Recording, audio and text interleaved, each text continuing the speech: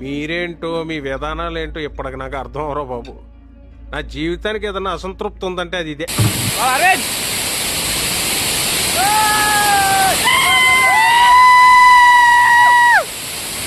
అసలు మామూలు అంటే మామూలు లేదు. మీరు బాహుబలి సినిమా చూసుంటే అసలు సేమ్ ఎఫెక్ట్ పడుతుంది. ఇక్కడ విజువల్ చూడండి.